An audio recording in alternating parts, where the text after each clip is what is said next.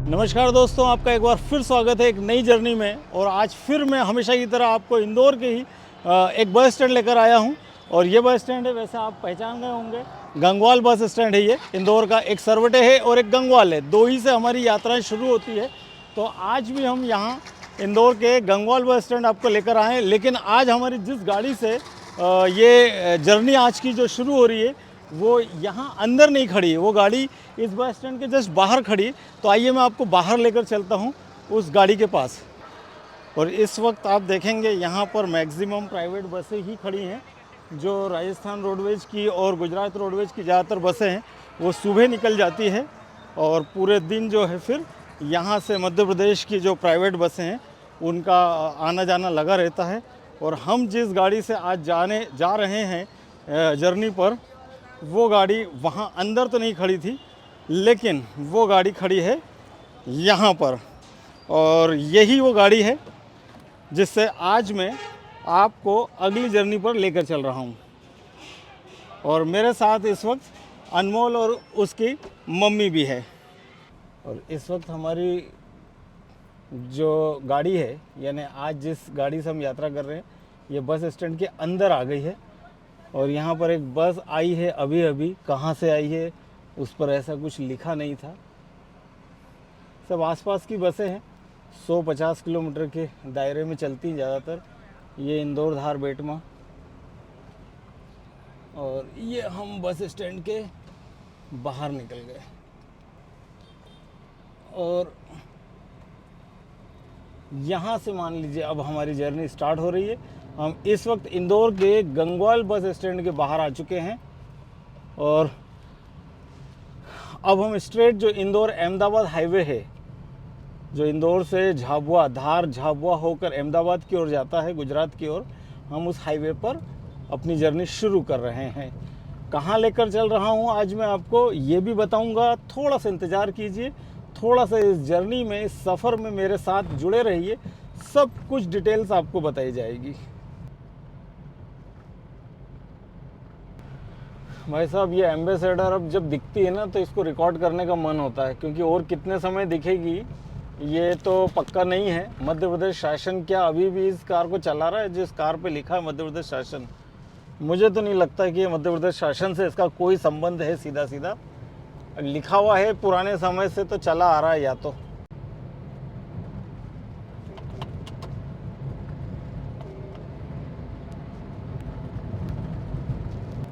कौन टूट रहा है? अफ्रीका की वो सोमालियन प्लेट। कहाँ से टूट रही है? जो सोमालियन पायरेट्स पता है आपको? हाँ। वो उस एरिया को सोमालियन प्लेट बोलते हैं। अच्छा। वहाँ से पूरा क्रैक आ गया वो जगह पर। वहाँ से टूटी हुई लाखों साल बाद वो इंडिया में केरला तमिलनाडु साइड टमाटर उससे टकरा जाएगी।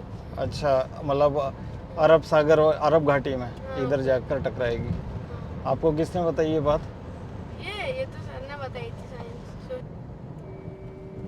इंदौर रतलाम मंदसौर वाली बस है ये। और हम पहुंचने वाले हैं बेटमा। तो दोस्तों, आज हम आपको इंदौर से लेकर जा रहे हैं करीब 100 किलोमीटर दूर मांडव नगरी। देखिए, जो इंदौर और इंदौर के आसपास के हमारे दर्शक हैं वो तो सब जानते होंगे मांडव।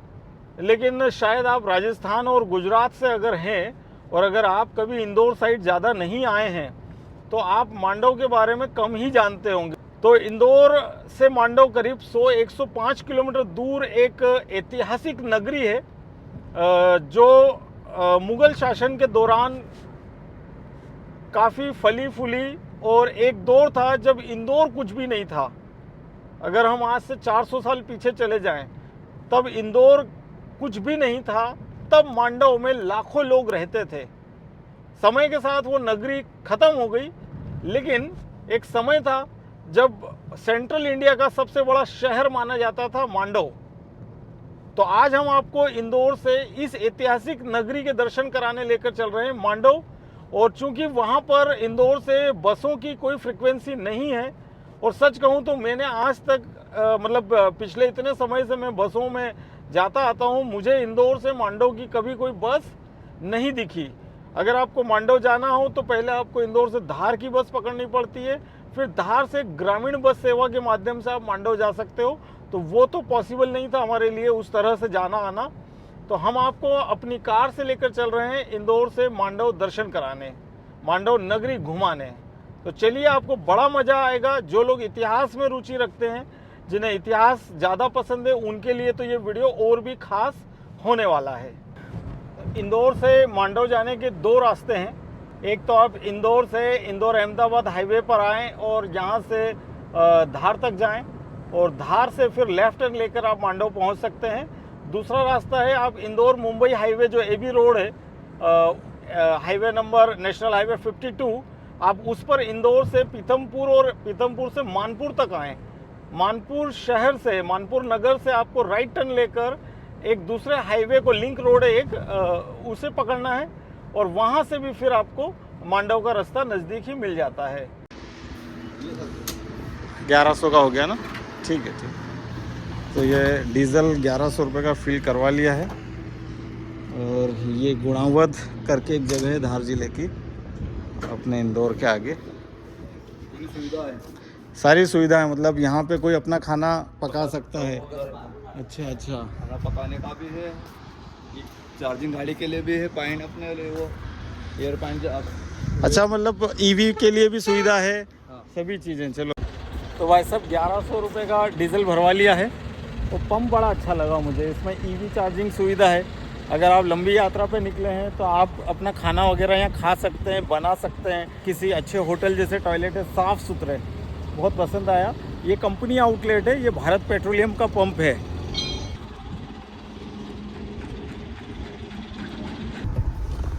दोस्तों, ये सीधा रास्ता धार शहर में गया है, और जबकि ये हम लेफ्ट टर्न ले चुके हैं, तो यहाँ से हम लोग मांडू में जाएंगे। ये रास्ता मांडव की ओर जाता है, और ये करीबन यहाँ से 35 किलोमीटर से अभी मांडव, और ये 2 लेन रहेगा, ये 4 लेन नहीं रहेगा अब।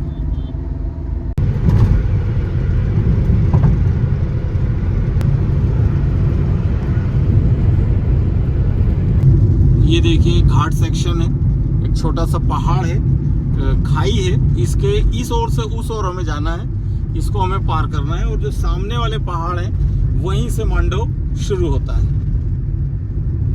और यहाँ आपका स्वागत बोर्ड लगा है, स्वागतम अमर प्रेम का साक्षी मांडू। देखिए, अभी तो मौसम गर्मी का है। अगर आप बारिश के मौसम में इस ओर आएंगे तो आपको ऐसा लगेगा आप बहुत बहुत सुंदर हिल स्टेशन पर जा रहे हैं।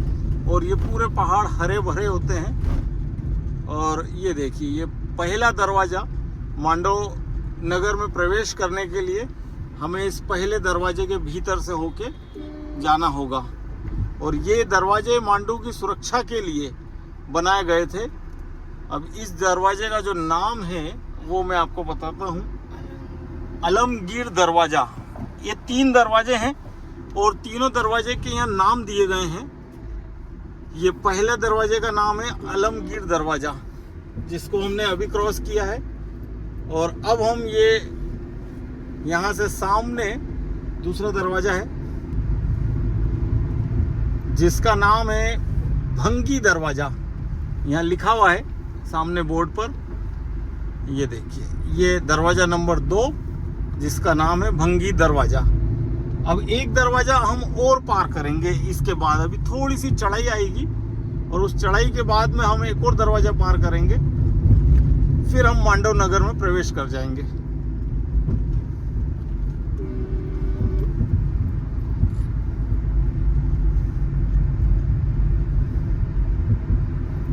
ये देखिए, ये है कमानी दरवाज़ा, दरवाज़ा नंबर 3, कमानी दरवाज़ा। किसी समय, किसी ज़माने में यहाँ दरवाजे रहे होंगे।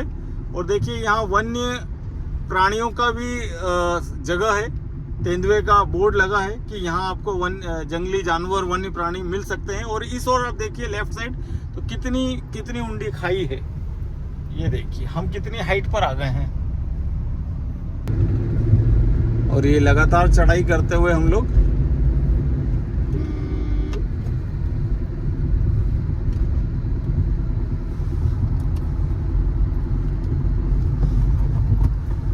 और ये सबसे खतरनाक टर्न है यहाँ का।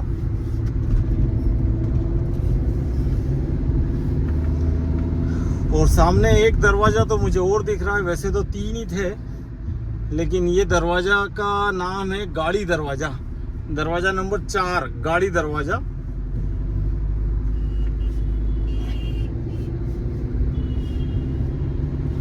और यहाँ से मांडो 1 किलोमीटर दिखा रहा है।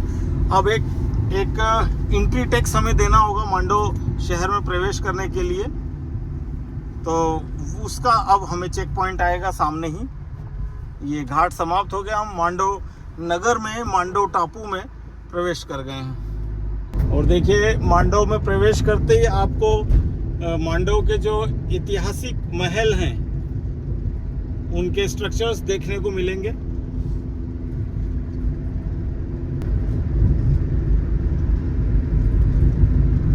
एक दौर था जब मांडो में कुछ भी नहीं था, लेकिन अब तो यहाँ तमाम सारे रिसोर्ट्स, होटल्स वगैरह खुल गए हैं।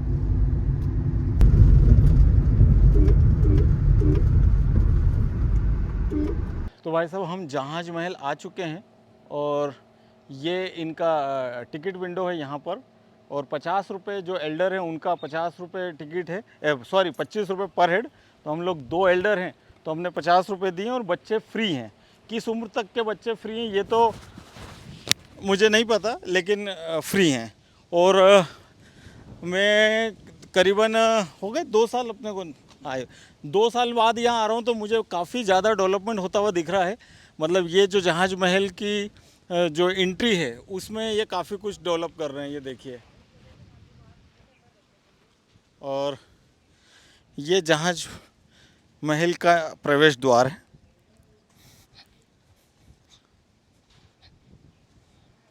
यहाँ से एंट्री होगी हमारी अंदर। तो भाई साहब ये हम आ गए हैं जहाज महल के दरवाजे पे। ये देखिए ये काफ़ी मजबूत दरवाज़ा है और इसे कहते हैं जहाज महल। भाई साहब मैं मानूंगा, इस बात की तारीफ़ करूंगा मध्य प्रदेश सरकार की कि यहाँ पे इन्होंने बहुत अच्छा मेंटेनेंस किया है। मतलब हर बार जब हम आ रहे हैं तो पहले से बेहतर दिख रहा है। मतलब पहले ये जो रास्ता था ना, ये इतना व्यवस्थित नहीं था। यहाँ पर कुछ टाइल्स वगैरह लगी थी, अभी इसको पूरा इन्होंने सीमेंटेड कर दिया है। और आप देखिए यहाँ पे जो ग्रीनरी वगैरह इन्होंने दी है, ये बहुत सुंदर लग रहा है।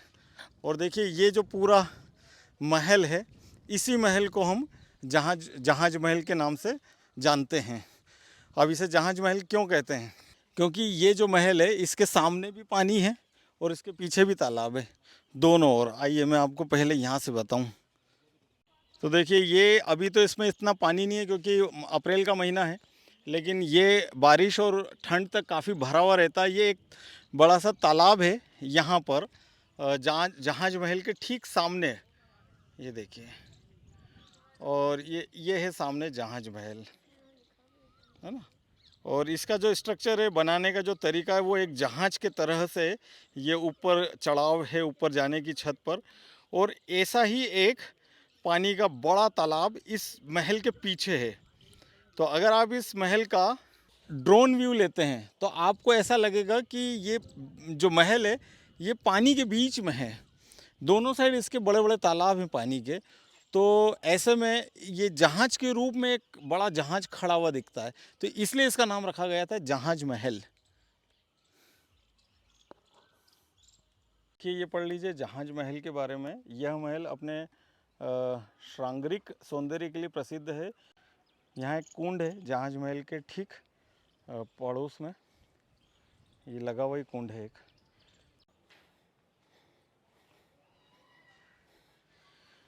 और ये देखिए ये जहाज महल के पीछे वाला सरोवर है, यानी तालाब है, जो गर्मी के समय के कारण पूरी तरह से सूख चुका है।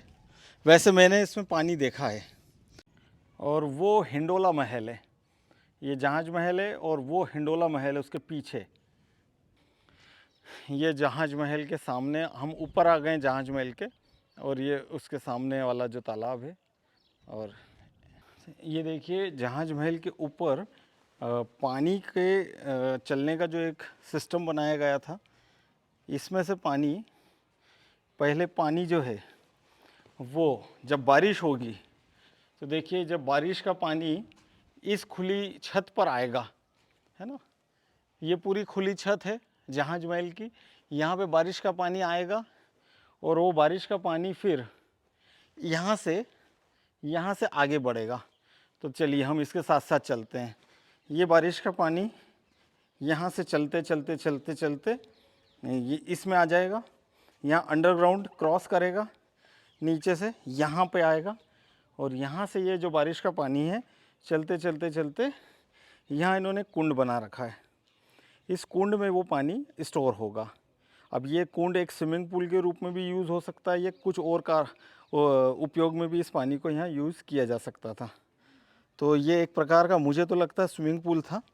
और यहाँ से ये पानी अगर ज़्यादा हो जाएगा तो इस ओर से घूमते हुए ये पानी यहाँ से, ये देखिए, यहाँ से ये नीचे चला जाएगा। और मुझे लगता है यहाँ सामने एक कुआं बना हुआ होगा जो अभी बंद है, सामने एक ढक्कन दिख रहा है उसका, और ये पानी यहाँ से उस कुएं में प्रवेश करेगा। मतलब वहाँ एक कुंड था, एक कुआं बना दिया गया। मतलब उस बारिश के पानी को ये बिल्कुल भी वेस्ट नहीं करते थे। इसी तरह का एक कुंड, एक जो छोटा सा स्विमिंग पूल यहाँ नीचे भी दिया है, जो इसके ग्राउंड फ्लोर के लेवल पर है। यहाँ पे भी पानी को स्टोर किया जाता होगा। और जिस तरह से आप देखें छोटी छोटी स्टेप्स हैं, तो ये स्टेप्स नीचे उतरने के लिए है। हो सकता है महल में रानियाँ या जो महल के लोग हैं वो यहीं स्नान करते होंगे। ये उनका ग्राउंड फ्लोर वाला स्नान वाला टैब हो गया या स्विमिंग पूल हो गया, और ये उनका ऊपर वाला हो गया। और इस स्थिति में यहाँ पे नहाना, मतलब मैं समझ रहा हूँ कि बड़े बड़े होटल्स के जो स्विमिंग पूल है ना, वो इसके सामने फेल हैं। मतलब आप सोचिए कि कितना शाही अंदाज होगा उनके जीने का, जिस तरह से उन्होंने ये सब चीज़ों का निर्माण करवाया था।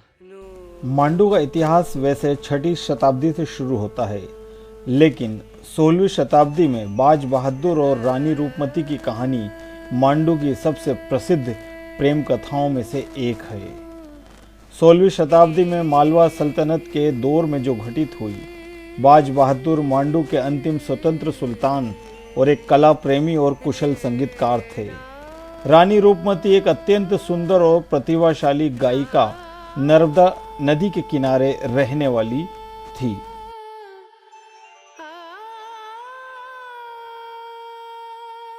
उनकी गायन कला ने बाज बहादुर को मोहित कर लिया और दोनों प्रेम में पड़ गए। बाज बहादुर ने रूपमती को मांडू लाकर रानी बनाया और उनके लिए रूपमती महल बनवाया।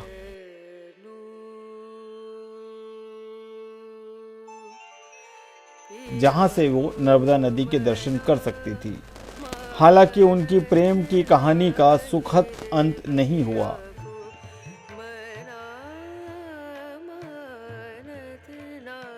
1561 में सम्राट अकबर की मुगल सेना ने सेनापति आदम खान के नेतृत्व में मांडू पर हमला कर दिया। बाज बहादुर युद्ध में हार गए और मांडू छोड़कर भाग गए। रानी रूपमती ने अपनी स्वतंत्रता और सम्मान की रक्षा में आत्महत्या कर ली। उनकी मृत्यु के साथ ही मांडू का स्वर्णिम युग भी समाप्त हो गया। यह कहानी प्रेम, बलिदान और कला की अमर गाथा बन गई, जो आज भी मांडू के खंडहरों में गूंजती है।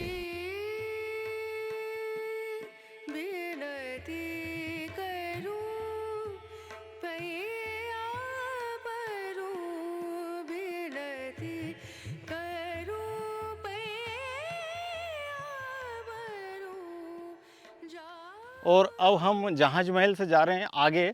अगला जो महल है वो है हिंडोला महल।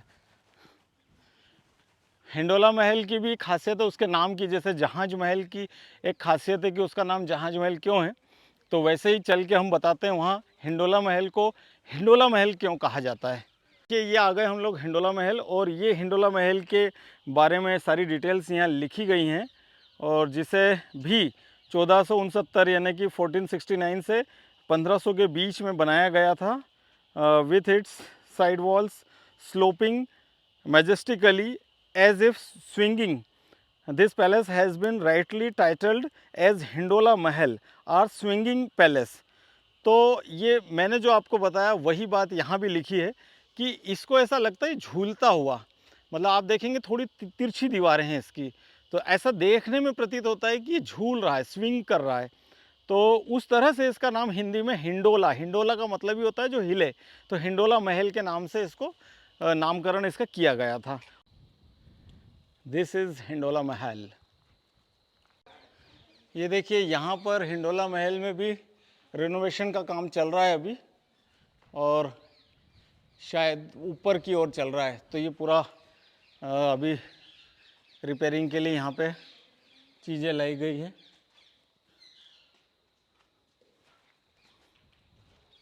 और हम हिंडोला महल के अगर अंदर चलें तो यहाँ पर बहुत सारे अलग अलग तहखाने हैं।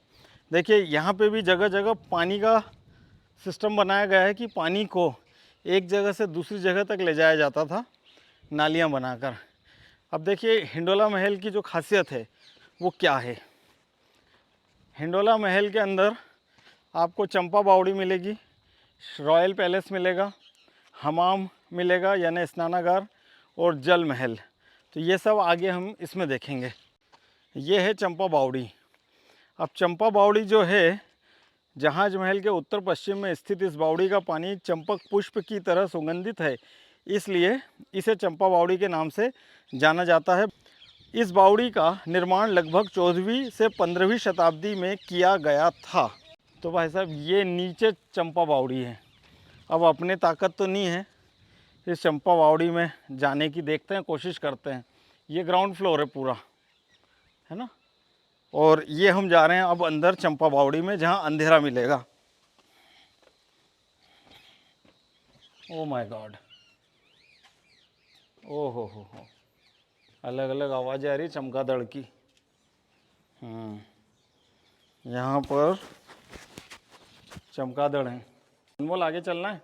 नहीं, आगे तो आगे क्यों नहीं, चलो आगे चलो। ये देखिए ये चंपा बावड़ी है और अंधेरा है यहाँ पर। और नीचे देख के अनमोल, और ये देखिए ये बहुत ऊंडी है, इसके नीचे भी जाने का रास्ता है, ये देखिए। और यहाँ बहुत सारे चमगादड़ हैं, ये देखिए खतरनाक है, ये थोड़ा डरावना सा फीलिंग हो रहा है। और ये बहुत बड़ी है आगे, और हम इस वक्त अंडरग्राउंड है। ये देखिए ज़मीन ऊपर है, और देखिए ये इसके भी नीचे, ये इन्होंने रास्ता बंद कर रखा है पूरा। ये चंपा बावड़ी के अंदर अंदर हम चल रहे हैं। मतलब मान लीजिए ये एक समय में ये पूरी चंपा बावड़ी जो है पानी से भरी होती होगी, और अभी भी यहाँ ठंडक है। मतलब इन्होंने अपने जीवन को आसान बनाने के लिए उस दौर के राजा महाराजाओं ने बहुत दिमाग लगाया था। अब ये देखिए नीचे पूरी दुनिया है, ये पूरा महल टाइप बना हुआ है। अब वहाँ से हम नीचे थे, यहाँ हम लेवल में आ गए। ये देखिए कुछ इस तरह से बनी है ये है चंपा बावड़ी। इसमें पानी रहता था उस वक्त, अभी तो पानी नहीं है यहाँ, वाटर लेवल। अब ये देखिए हम यहाँ से बाहर निकल जाएंगे। हम चंपा बावड़ी के अंदर नीचे उतरे थे और हम लेवल पे आ गए, अंदर ही। ये और नीचे जाने का रास्ता है, ये देखिए चंपा बावड़ी के अंदर जाने का। नीचे आप जा सकते हैं। वो देखिए वहाँ पर उजाला भी है, मतलब उधर प्रकाश की व्यवस्था है नीचे, ये रास्ता बंद कर रखा है। तो देखिए ये है चंपा बावड़ी का वो सेंट्रल एरिया जहाँ बावड़ी एक्चुअल बावड़ी है। लेकिन अभी तो नीचे इतना गंदा पानी है कि मैं आपको बता नहीं सकता, कभी इसकी सफाई नहीं की गई शायद। तो ये है निचला हिस्सा। एक्चुअली यहाँ जाना बंद है, यहाँ कोई नहीं जा सकता है। तो हम लोग भी गए थे, दरवाजे तक तो आपने देखा वहाँ ताला लगा था। चलिए आगे बढ़ते हैं। और ये रॉयल पैलेस इसके आगे।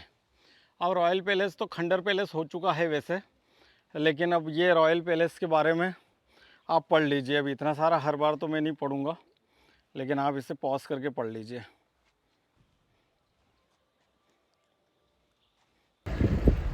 और ये यहाँ से आप जामी मस्जिद पहुँच सकते हैं। अब आप आ गए यहाँ से मुख्य मार्ग पर। यहाँ से एक रास्ता चला जाता है इस ओर अगर हम जाएंगे तो शिव मंदिर आ जाएगा और यहाँ से हम जामी मस्जिद पहुँचेंगे और फिर वहाँ से अब हम यहाँ से जा रहे हैं जामी मस्जिद होते हुए रानी रूपमती के महल। ये देखिए, ये है यहाँ की जामी मस्जिद। काफ़ी बड़ी और विशाल मस्जिद है ये।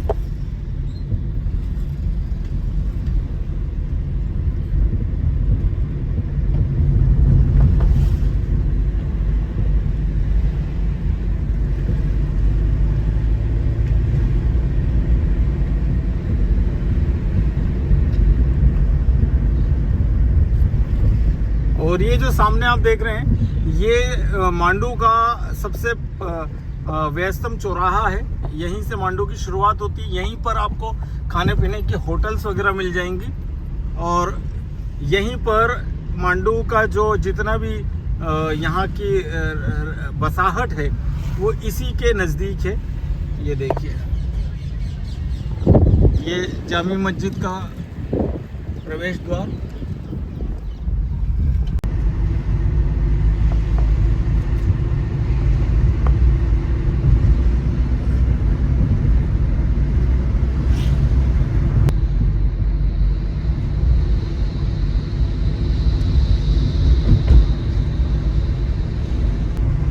मालवा रिसोर्ट यहाँ का सबसे बेहतरीन रिसोर्ट है ये।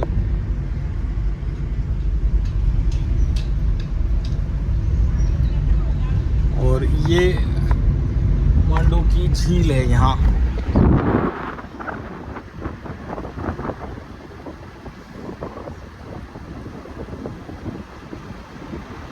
और यहीं पर इको पॉइंट है।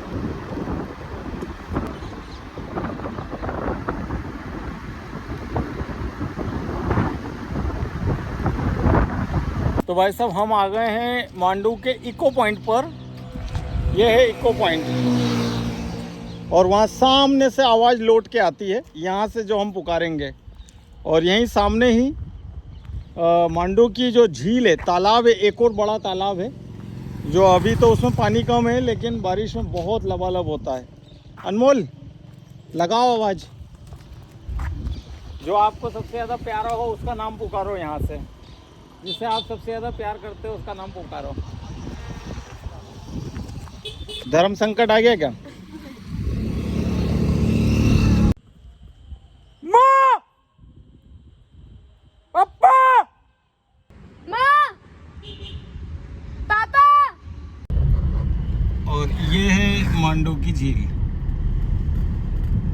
इसमें एक वर्ष तो मैं बहुत नहाया हूँ। ये यहाँ पे कोने में बहुत मस्ती करी थी। ये है बाज बहादुर का महल। ये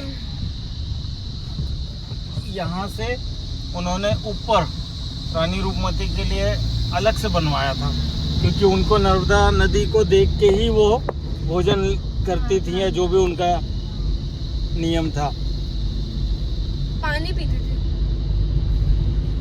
वो बहुत मानती थी माँ नर्मदा को, बहुत ज़्यादा। तब माँ नर्मदा को नहीं देखते थे ना, तब ये आ गए हम रानी रूपमती के महल।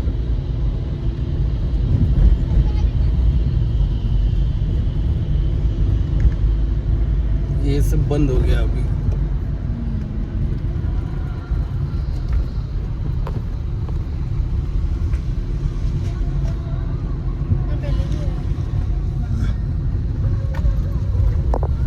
तो भाई साहब, हम रानी रूपमती के महल तक तो आ गए हैं, लेकिन ये प्रवेश द्वार है और यहाँ पे ताला लग गया है। मतलब वो देखिए, वो ऊपर रानी रूपमती का महल है और ये सबसे ऊंची जगह है इस पूरे मांडव नगर की। ये देखिए आप, यहाँ सब पहाड़ ही पहाड़ हैं चारों तरफ।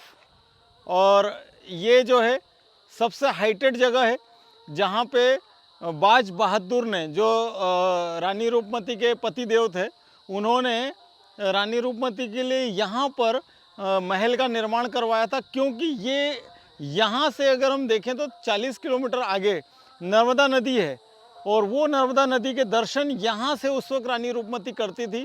उनका बहुत भाव माँ नर्मदा में था, आज हमारा भी है। तो इतना ही उन्हें श्रद्धा नर्मदा नदी के लिए थी कि वो नर्मदा नदी के दर्शन करे बिना उनके दिन की शुरुआत नहीं होती थी। वो जल या अन्न ग्रहण नहीं करती थी, वो इतनी नर्मदा नदी के प्रति श्रद्धा से भरी हुई थी, तो उन्हें रोज़ नर्मदा नदी के दर्शन करने होते थे, जो यहाँ से 40-45 किलोमीटर दूर है नीचे।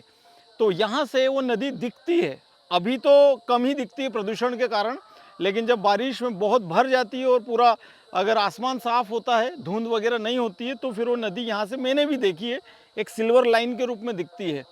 तो ये बंद हो चुका है, अभी शाम की 6:30 बज रही है। हम लोग इंदौर से ही लेट निकले थे, तो सब जगह लेट होते गए। जहाज महल में हमें काफ़ी टाइम लगा, और जहाज महल से यहाँ आने में भी कम से कम हमको 5-7 किलोमीटर लगते हैं। तो ये सबसे आखिरी पॉइंट है मांडू का। तो अब यहाँ पे वैसे टाइम लिखा नहीं है कहीं पर भी, यहाँ कहीं नहीं लिखा है इसमें टाइम के बारे में। दिशा निर्देश लिखे हैं, अतिथि देवो भव। तो अतिथि तो बाहर खड़े हैं और यहाँ ताला लगा हुआ है ना। अब अंदर जाने की कोई रास्ता, कोई गुंजाइश हमें नज़र नहीं आ रही है, जिससे हम आपको नज़दीक से रानी रूपमती के महल के दर्शन करा सकें। और ये सब दुकानें वगैरह भी बंद हो गई हैं, मतलब ये लग रहा है मुझे 5:30 बजे ही इनका डिपार्टमेंट क्लोज हो जाता है इधर। और ये है,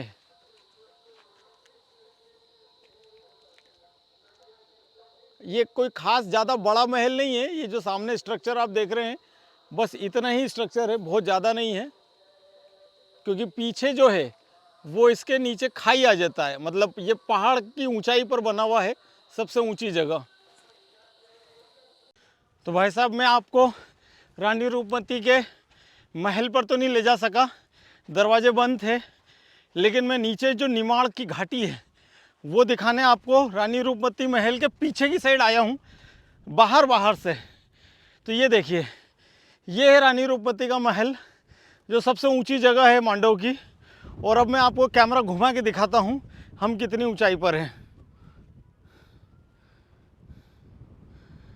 अभी क्या अंधेरा हो गया है तो आपको उतना नहीं दिखेगा, लेकिन ये जो लाइट्स आप देख रहे हैं, ये सब लाइट यहाँ से बहुत नीचे है, बहुत नीचे है। अब यहाँ पे देखिए अनमोल कहाँ खड़ा है, क्या हवा चल रही है यहाँ। और ये हमारी श्रीमती आ रही हैं, धीरे धीरे आ रही हैं। और ये देखिए, ये सबसे हाइटेड जगह है इस मांडू के क्षेत्र की, और वो है सबसे हाइटेड वैसे तो, वहाँ है रानी रूपमती का महल। और ये देखिए, ये निमाड़ है, और इसी निमाड़ में वहाँ पर उस ओर ऐसे अगर आप हॉरिजॉन्टल लाइन में देखेंगे तो नर्मदा नदी के दर्शन होते हैं, जो अभी तो इम्पॉसिबल है, लेकिन जब मौसम साफ़ हो, नदी में पानी भरपूर हो, तो वो आप कर सकते हैं दर्शन। और अभी हम लोग वहाँ थे, वहाँ से अभी यहाँ तक आ गए। और ये देखिए, यहाँ से अब आप नज़ारा देखिए निमाड़ का, मतलब ये घाटी के ऊपर है हम, पहाड़ के ऊपर है हम, और सूरज ढल चुका है। और ये टिम लाइटें पूरे निमाड़ के अलग अलग गांवों में आप देख रहे हैं यहाँ से। ये देखिए,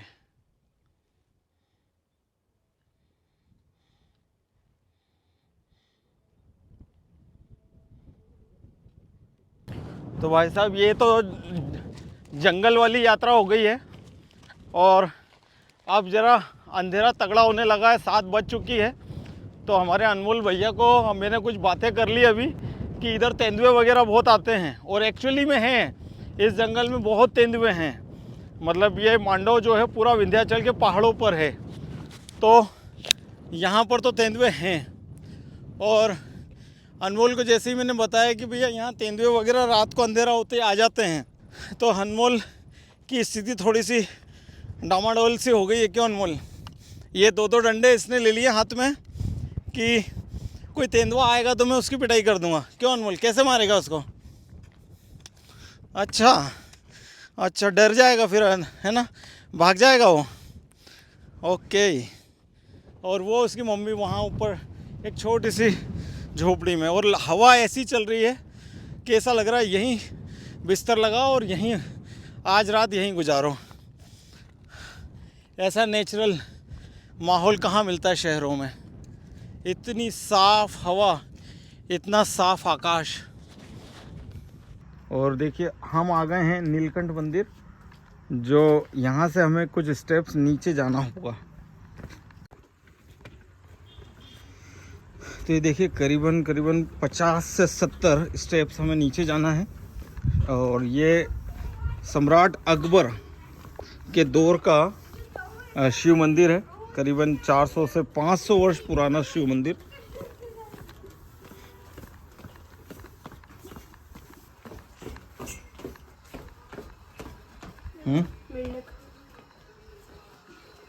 फ्रॉक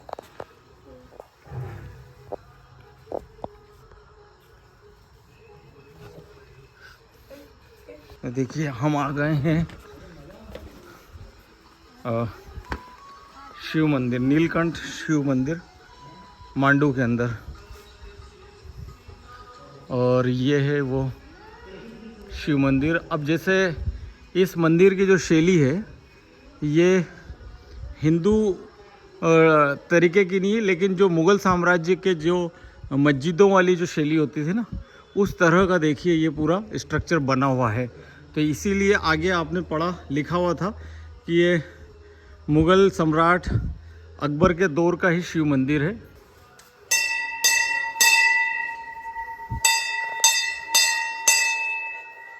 ओम नमः शिवाय।